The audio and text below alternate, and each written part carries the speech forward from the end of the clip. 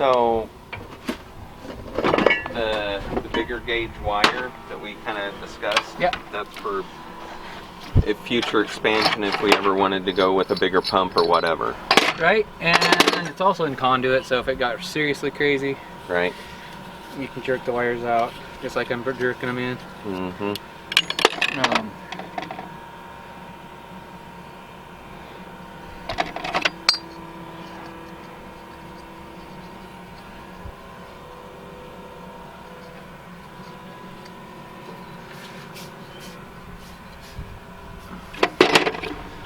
Put these fittings all together for someone and they change their mind. Are some of those like, you got like one-way valves or something? Or Down the anything? well, yes.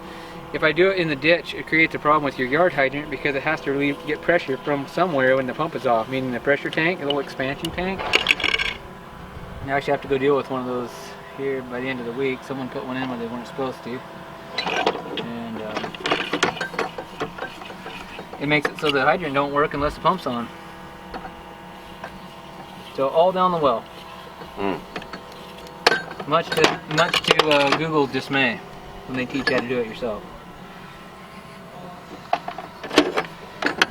That's why it pays to get somebody that has done this a time or two. I say so, but yeah, that's me, right? Give you a little story though while I'm working. So a guy doesn't like my bid, even though it's the cheapest he can find. It still is too much. And whatever. He decides to do his own. Made my day because I'm busy. He does his own. Pump never does work. 9 months later, he wants to know what it would cost to pull it out and replace it with the warranty pump for it. And I just, he's not a bad guy. I just gave him my straight up price.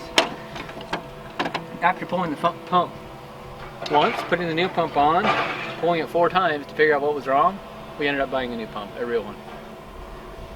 I can't say what was wrong with the first 2, but he had done it by hand, and if I would have made him pull every time by hand, he would have thought I was cheap. You pull a pump, even though it was only 140, but you pull that 4 times. That's a lot of pipe to bring up out of the casing. 8 o'clock at night.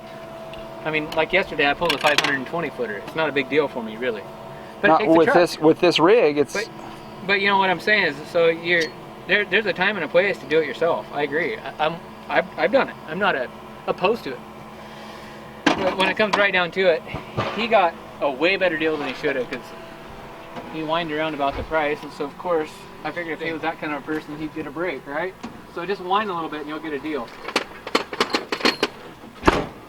Is that the secret? That's the secret. I don't want to put that out there on the internet because I listen to way too much whining already. I don't want people to think that whining and complaining or get my way behavior is how it gets done. It just shouldn't work that way, but that's what happens. You end up just like trying to get out of their way. Just like, you know what, fine, I'm out of here. And you just don't do business.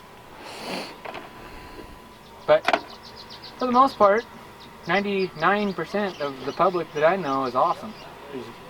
I don't run into bad people. It's so rare that I don't even think about it. Yeah.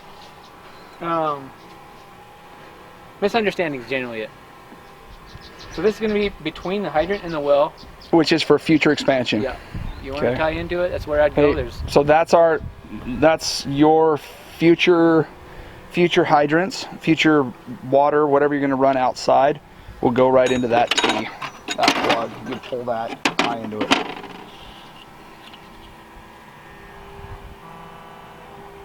Smart. If you put it over against the building, if it's 10, it's a bad deal because the snow completely buries it. If it's not, it doesn't matter, but you got electrical and water and electrical. Over here, you just have electrical and water. Yeah. And,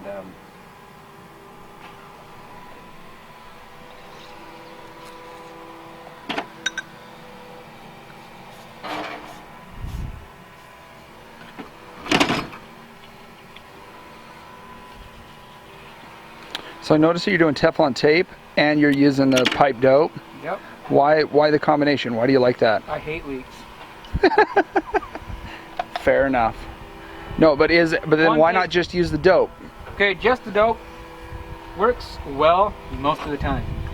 As our poor land goes to cheaper and cheaper products, at least Thailand still has an element of quality to it. Yeah. So you feel like you get a better seal when you double up with the Teflon tape. So the problem with the tape is it sometimes rolls or something on you. Yeah. Well, if you got the dope there, so the tape is actually probably a better product in one sense, is that it's a thicker, and you smash it out. This stuff in particular, if you smash it, it turns this blue color. It's supposed to release like this. I don't know. It's a sales gimmick, but it works. So That's all that matters. I It went doesn't with it. leak. anyway, the tape, if it wasn't for threads cutting it and rolling it, I really believe it's a better product. Just tape. Just tape. But- But you feel like with a combination of pipe dope and tape, you're getting the best possible protection. That's exactly what I'm doing.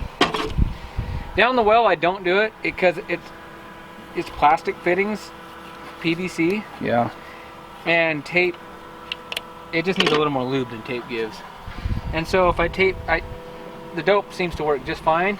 And eventually, even if it does drip down the well, you don't know it, and ultimately it takes care of itself. Right. So you'll see that.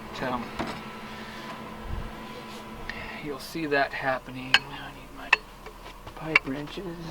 This one.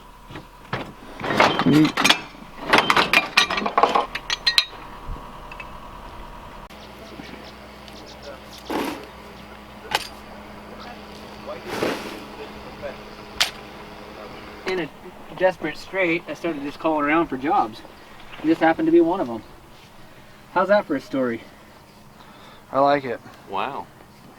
So then, it requires being a plumber and an electrician. I had no idea what the requirements were. I took the job. I worked for a guy that, I'm gonna say he's a little crazy, maybe? That's the word for it? Crazy.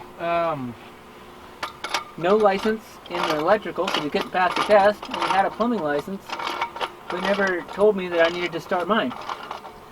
I found myself working with the inspectors, looking over my back, realizing that I didn't actually even have a license. Never even thought of it. One day, it dawned on me that I needed a license because I started my electrical. My dad is an electrician.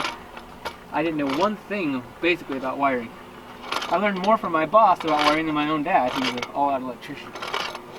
So then that got me started. I got caught one day by the electrical inspector. He said, "I've been watching your work. I like what I see. It completely passes inspection. But you're not licensed, and you need to get licensed. And you just need to get your dad to sign off your hours and become a pump guy. And while you're at it, go ahead and be an electrician too." Oh, shit. I like you. Got it. Started in Yes, school. My dad signed off my hours. 4 years later, I got out of school. A few years later, I got enough hours. Took my exam. Got my journeyman's license. Got my pump license. Then so in Idaho, you have to work 4 years as a journeyman before you can apply for contractors. Meanwhile, they decided that if you're going to get a contractor, you need a master's license to get a contractor. So their way I went, took my master's exam, and got a master's electrician's license. And I'm hooking pipes together. So you're a plumber and an And electrician. yes. Very nice. What's funny is that you worked the whole time while getting your license. Yeah, exactly. So there was a lot of shady stuff going on. The government actually knew about it. The inspector himself is the one that got me onto it. What's that? Well, at least they were nice enough to move you in the right direction. Because at one point I was almost had my, so I did it in steps, you know. As soon as I was eligible for the pump license, I went and got it. Yeah. Mm-hmm. Thank you for cleaning that up, by the way. Yeah, I'm trying to. If you ever imagine the insanity of this, but to be able to pull a permit in the state of Idaho to wire something so small as a chicken coop, you have to work 8 years. 4 years as apprentice and 4 years.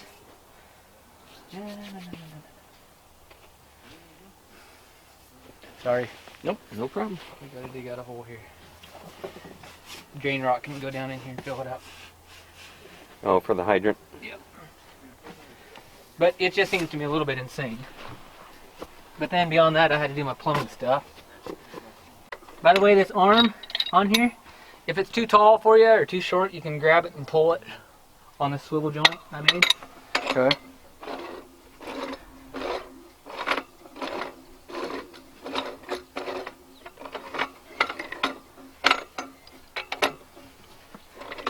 Anyway, my dad looks on. He's all in dismay that I took on another occupation to be an electrician, and he wanted me to be one all along. Well, he got what he wanted. You got what you wanted. It was a win-win. And ultimately, in the end, it was kind of cool because when I went and took my master's exam, I just thought you needed to be a journeyman for 4 years, then take it. She's like, well, you're gonna have to have, or on the paperwork it said, you need an assigning journeyman to sign off that you've been in this for 4 years. I'm like, well, how? I said, look, you can see by all my permits that I've been pulling, and my business name in the state of Idaho, and all this, that I am not working for that guy. And she's like, whoa, so how am I going to do that? She says, you'll make it work. I said, I'll make it work, huh? She said, yeah, just, you're not going to, like, go in competition with this guy. And I'm like, no. Well, she said, that's all the law's for, so that you don't go into competition 2 years after you start working for him, after he pays your way, you know? What's this? Man.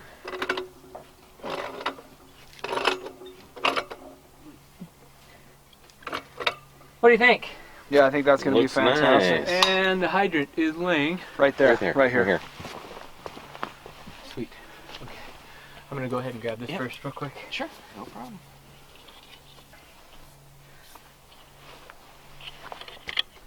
So, question. Speak. So, if anything has ever fallen down like a really deep well, do they have a tough time fishing it out?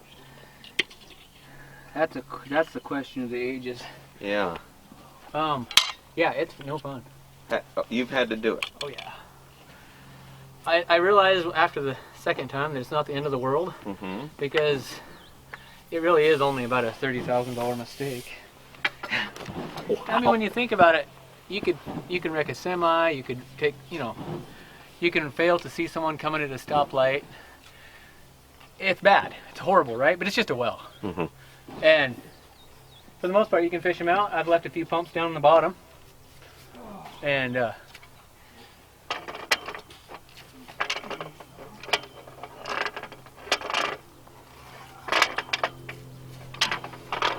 Not fun, huh? tell me where you want this thing pointing. Probably towards the house. Yeah, probably towards the house, fine. Like that, something like that. Okay. A little more, a little less. It's fine. Where it's at. You know it's what? fine. I can always change the top however we want to do it later. It's got a little Allen screw. Watch me cut this 6 inches too short.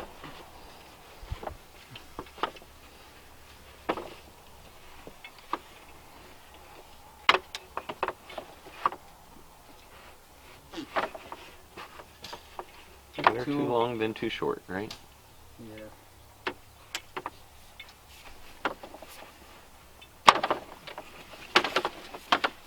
And I'll Yeah. need some help down Just there. leave that for just a moment while I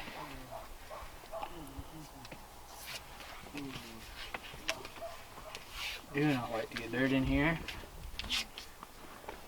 Yeah, that's a bad thing. because you know it just does exactly what it's doing right now and fills up with dirt. And this one here for sure.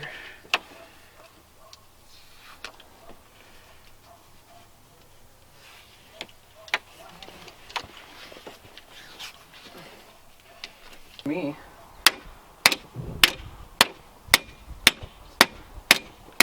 So how is this job being self-employed and balancing family life with your schedule? Very challenging. Most of my work happens to be demanding emergency, right? Somebody wants me there now, they're out of water. Meanwhile, I have a schedule I made, like coming over here. I got 2 calls out of water. Well, I had promised you that I was going to be here. And so I knew there was an excavator on the line, and so I had made the decision I'll probably tick someone off, but that's what I did. Then don't you worry about it. I'm just telling you that's the difficult part of my job. Mm-hmm. This is silicone grease, and it very much aids in the ease of tightening this thing out. Kind of messy, but So you've placed that stiffener inside the pipe, Right. so that as it squeezes down, it doesn't just crush the pipe. right. It's the idea. I marvel at the idea myself. I mean, But that is the idea. Yeah. that pipe is so terribly stiff and rigid. That little tiny little thing in there, it's pretty marginal what it's actually gonna do. But whatever. It's comes with it, so I use it.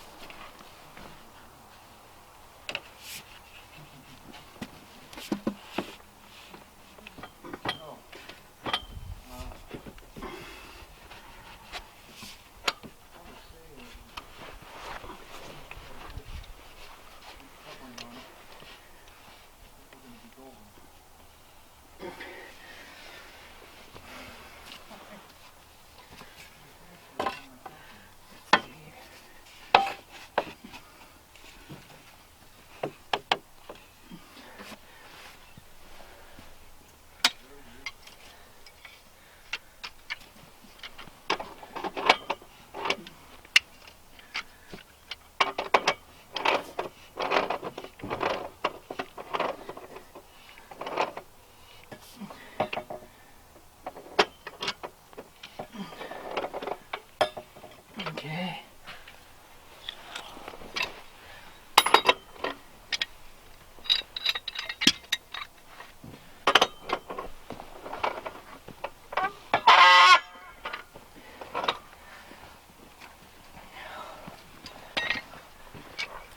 Since I put that grease on there, I can do this, right?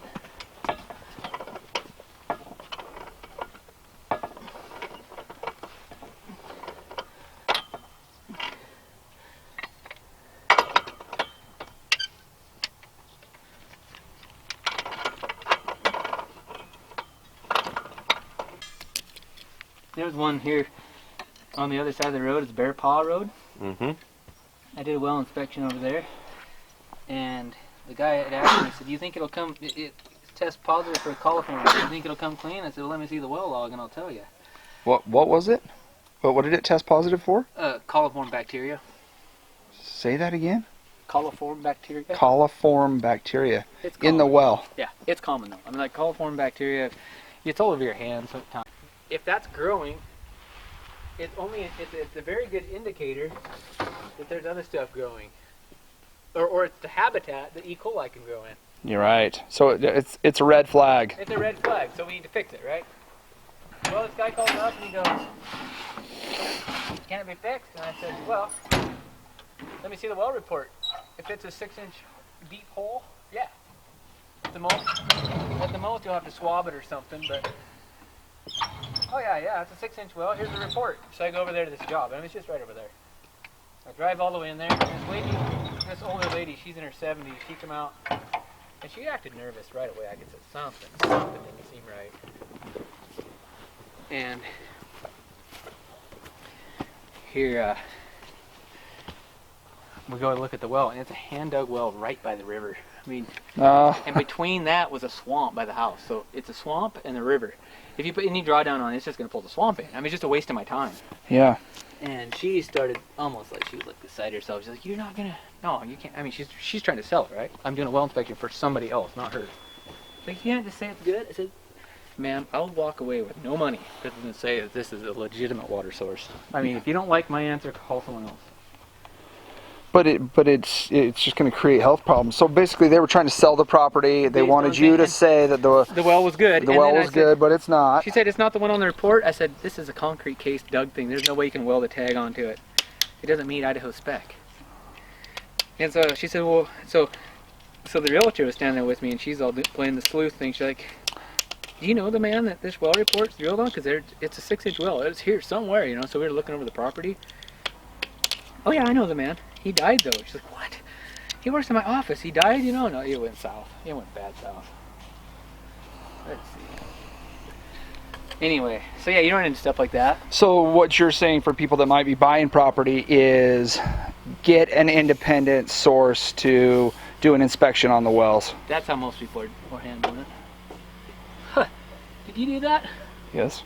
Yeah. It's happening right now almost daily. I get a call. "Hey, we're trying to make a sale on this property. It's got a well. Would you come and do a well inspection drawdown?" "Oh yeah, I'm all over it."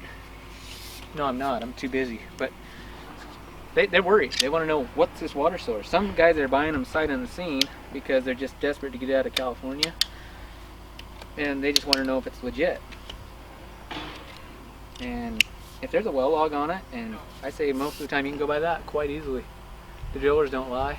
Yeah. They don't. They know that someone's coming in, some other pump guy.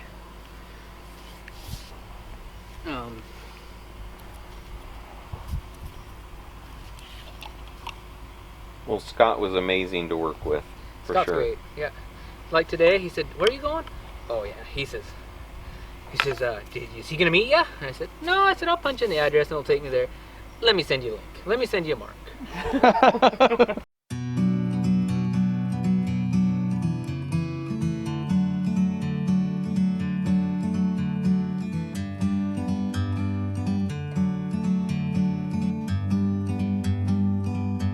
Like a bird on a tree,